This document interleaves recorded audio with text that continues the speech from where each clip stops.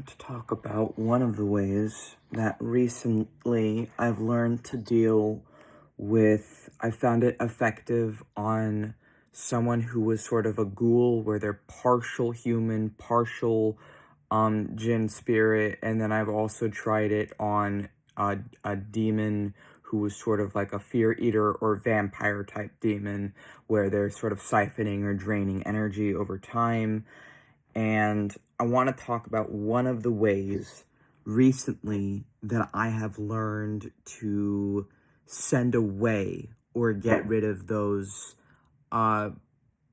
forces when they either are discovered to you as something you want to not be around you or in you or within your space, and also, or if they might be hurting you in some way. I have only tried this method on ones that were like currently either possessing me or possessing my space. And then when that is happening, to get rid of them.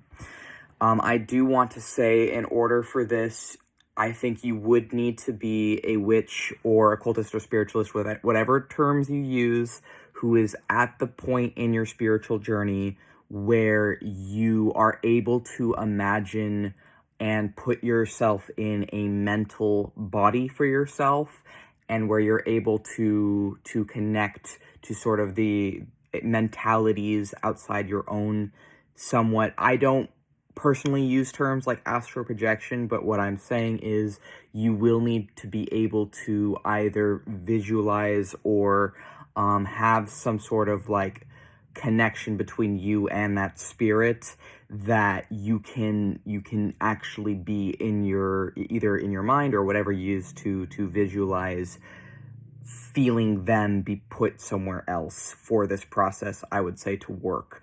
If you're aphantasic, this method might not be for you. You may want to find another method. So I'm going to go into it. So first, I'm going to say what happened yesterday and how to do this. There was a spirit who had disguised themselves as a different spirit who had sort of slipped in to myself, and who was causing me and my others problems because we thought they were one of us and they weren't.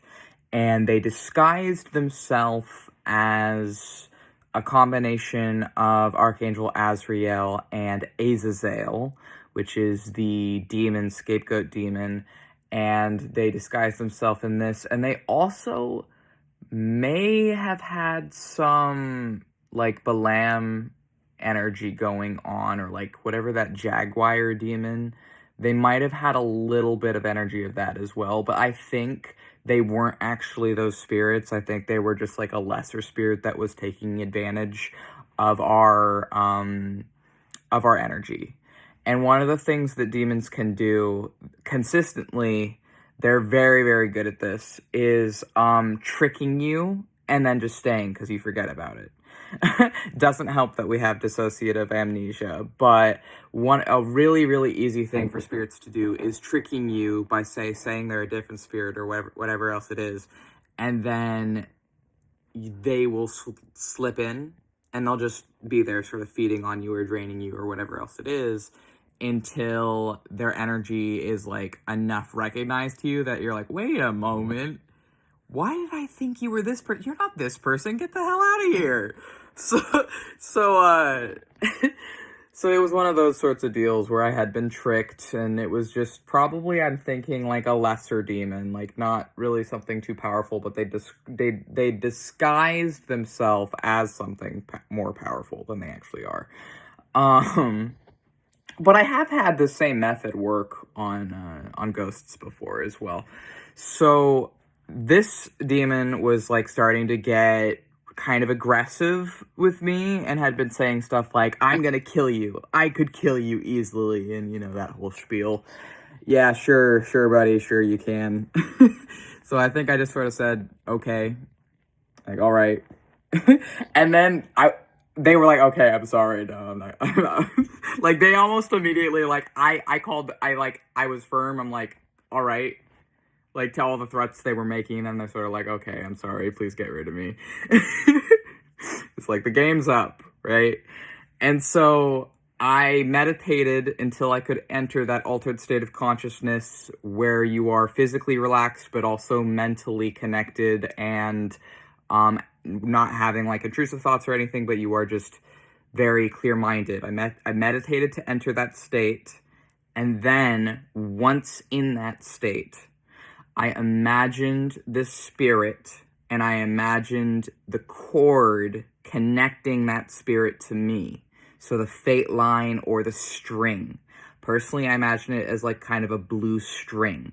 And then what I did is I took the chord out of my mental image of self, and I asked them where they wanted me to teleport them to. And they said they didn't really care.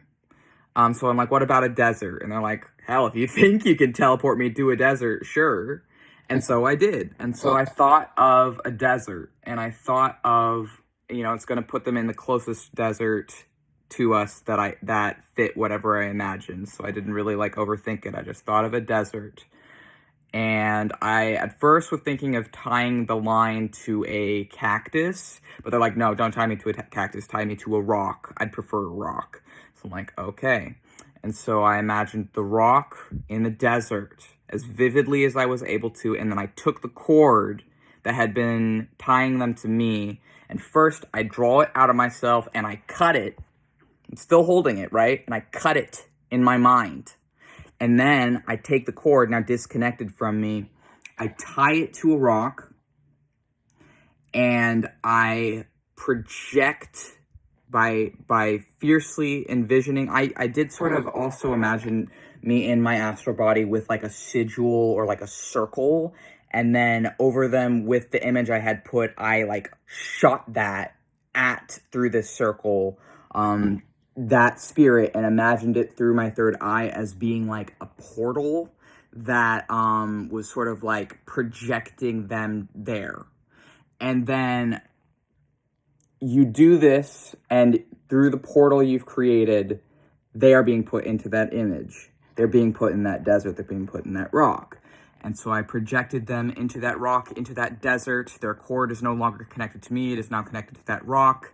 And they are now in this desert. And when I can feel that it is right and that they are teleported there, I would also breathe. I was breathing with every breath. Let them be brought more to this place. Let it carry them away through the portal I've created. And you can feel it. And okay. And then you're free of them. And they've been teleported off. And you can tell almost immediately when they're gone as well. Like, you can tell. You want to make sure that your home is warded.